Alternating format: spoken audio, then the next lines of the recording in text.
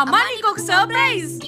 అమ్మలేని మాకు అమ్మయ్యావు, మా అన్నపూర్ణ తల్లి వాత.